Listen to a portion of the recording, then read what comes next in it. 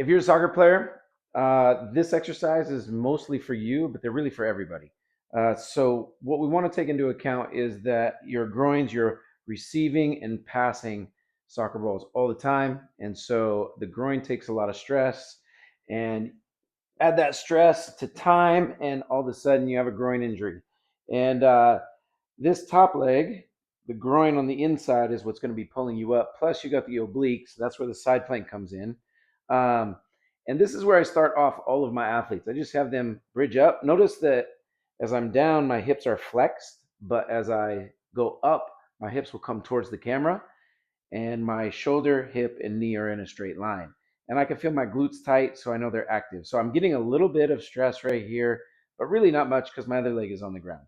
Now, to take this to the next level up, I'm just going to raise that bottom leg, and we could hold this for 10 seconds, or we could go up and down with the bottom leg to alleviate some stress, add some stress, or we can take hip down. So this would be level 2, or just a variation. It doesn't necessarily have to be level 2. It's not extremely harder than just being here for a pause. But anywhere between 10 to 30 seconds is a great place to start. Uh, the knee, I always start my athletes here because it seems to be the safest. I'll be honest, the first time I tried it, I was like, I've been in the weight room a long time. I'll just start with my foot on. And I went up and I went right back down because I almost strained my groin. So uh, a second level, you start to get stronger, you're feeling better. You can go right here into this position, and then when you're ready, you lift that bottom leg. And we can also take this one up and down.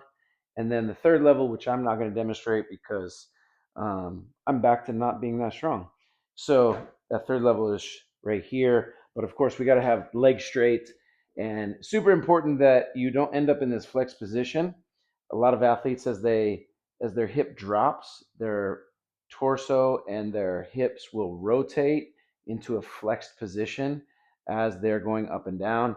It's not really what we want. We want to let that oblique do the work so it gets that full stretch, and then we contract that muscle and the groin to pull us back up into place. Give that a try. It'll save you, soccer players, but don't do too much. It's an aggressive exercise, so be careful.